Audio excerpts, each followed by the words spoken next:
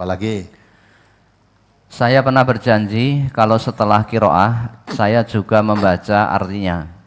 Tetapi ini malah membuat saya malas qiraah karena harus juga membaca artinya. Jika saya tidak melanjutkan atau mengingkari janji saya itu, gantinya apa, Ustaz? Nah, kamu janji dengan siapa? Berjanjimu dengan siapa?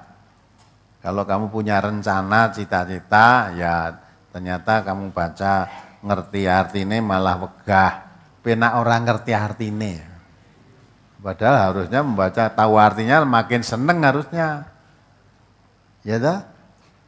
Baca Al-Fatihah tidak tahu artinya, wes hafal. Setelah dibaca artinya, wah kok hanya kepadamu ya Allah. Saya menghambakan diri hanya kepadamu, saya mohon pertolongan.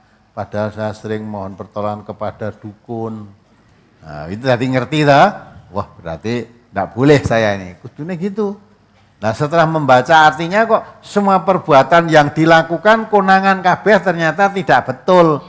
Kok malah orang senang? Harusnya makin senang. Ya kalau membaca, baca artinya nanti waktunya. Lah kalau memang bacanya ayat tidak banyak-banyak ya boleh tuh, yang penting ajek. Amal yang dicintai oleh Allah itu sedikit tetapi istiqomah, bisa ajek.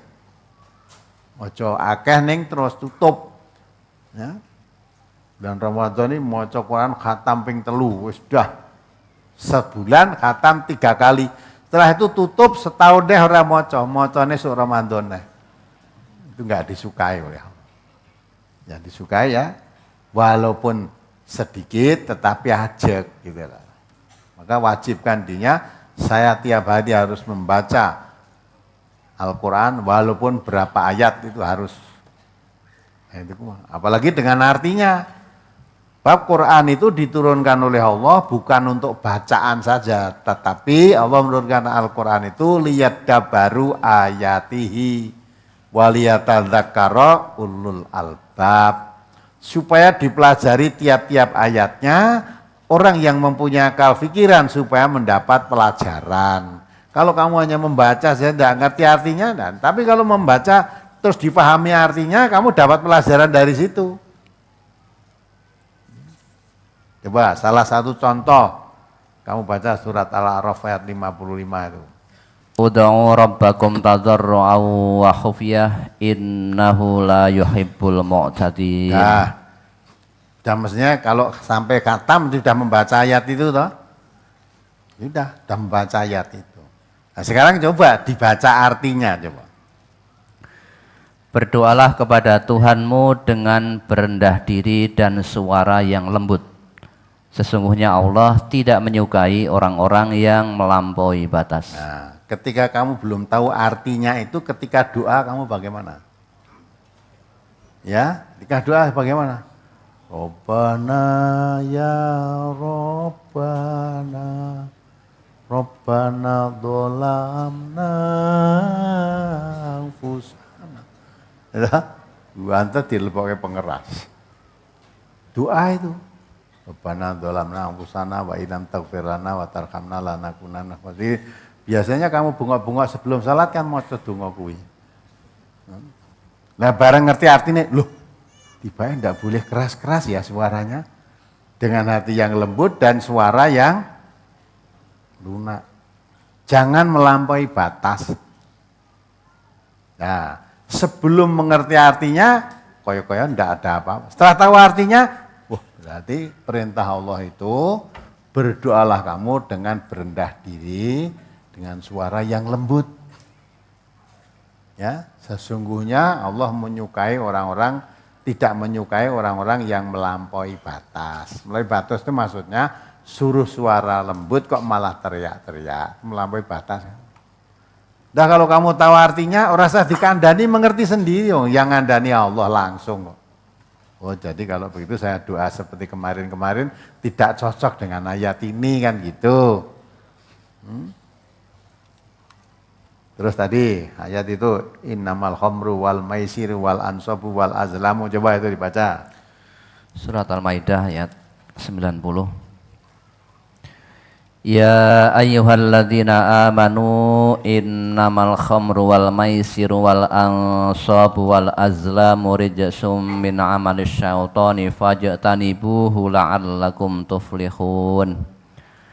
Hai orang-orang yang beriman, sesungguhnya meminum khamr, berjudi, berkorban untuk berhala, mengundi nasib dengan panah adalah perbuatan keji termasuk perbuatan setan.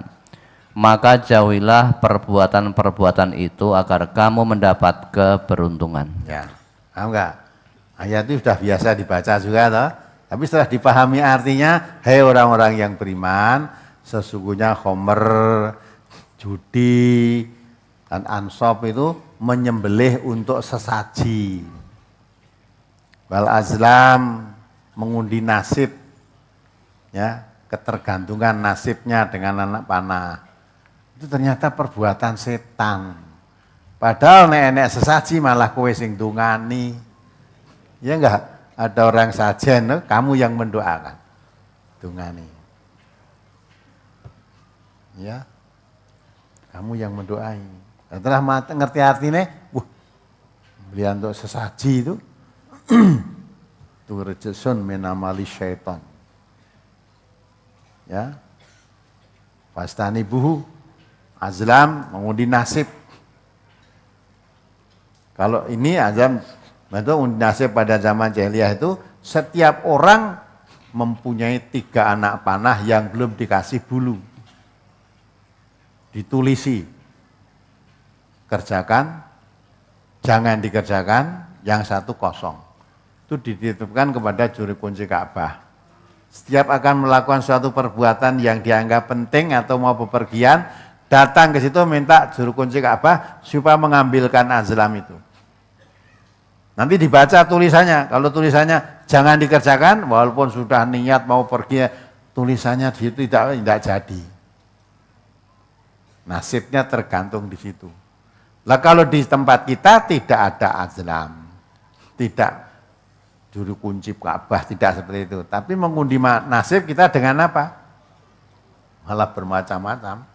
Dengan weton. Arep ngepek bojo anak wong. Ya, pek bojo tekani weton mau boleh.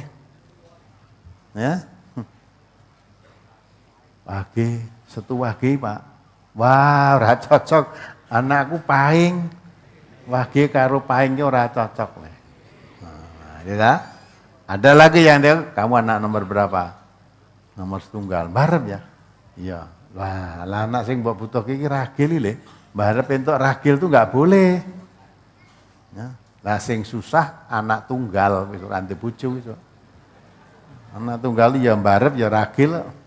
Entuk barep tidak cocok, entuk ragil enggak cocok. Nah, maka itulah itu seolah-olah nasibnya ada ketentuan-ketentuan itu tadi. Mula nek cara Jawa itu ada nogo dino, nogo sasi, nogo tahun kan gitu dah. Nah, itu semua ada kaitannya nasib dengan nasib kita kehidupan sehari-hari. Nah itu rijsun min amali syaiton. Itu perbuatan keji, itu perbuatan setan. Fajtanibuhu la'alakum tuflihun. Jauhi itu supaya kamu beruntung. Nah, kalau tidak dibaca artinya ya tidak tahu. Maka mestinya karena kita itu bukan orang Arab, tulisan Arab tok Quran itu kita tidak tahu artinya, mestinya lebih meresap kalau dibaca artinya juga. Walaupun mungkin ayatnya bacanya tidak dapat banyak, tapi mengerti. Lebih baik daripada kamu membaca banyak tidak mengerti, sedikit tapi mengerti kan lebih baik. Syukur banyak dan mengerti. Bareng mau artinya malah tambah wegah itu gimana? Mestinya tambah seneng. Jadi paham kok.